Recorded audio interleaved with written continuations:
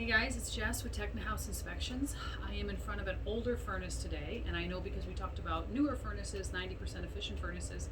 The house I'm doing today has a much older furnace, so I thought it was a good chance to talk about these with you as well. So you can see right away it's an old furnace. We haven't been selling avocado green furnaces for a little while. But one of the first dead giveaways is you're looking, I don't know if you can see it, but you've got a standing pilot in there. We stopped doing that a couple of decades ago. And also, there is no draft-inducing blower fan. So once you hit the 80% efficient mark, you're gonna have a draft-inducing blower fan here. They'll be hooked up to your furnace flue piping, and that'll be helping to force those gases out. In something like this, it's losing so much of the heat that it generates out that flue pipe that the exhaust gases are definitely hot enough. They're just going to come up through this pocket and then rise naturally up and out of the chimney. The other thing, you can kind of hear that blower fan squeaking along. So this is basically, it just doesn't have any of the safety features that your modern furnaces might have, or really much of the efficiency. This thing is probably losing close to 50% of the heat it generates up and out of the flue pipe.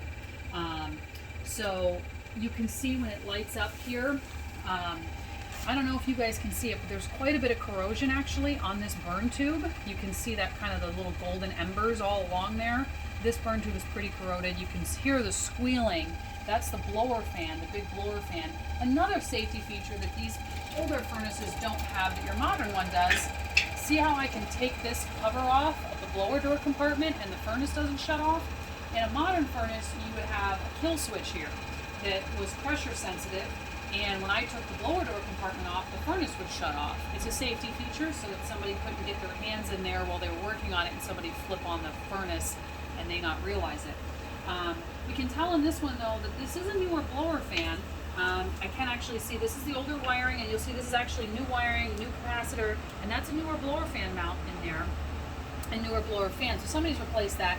The squealing, I think is just actually loose mounts on this one. So it is, this furnace it's old, it is working.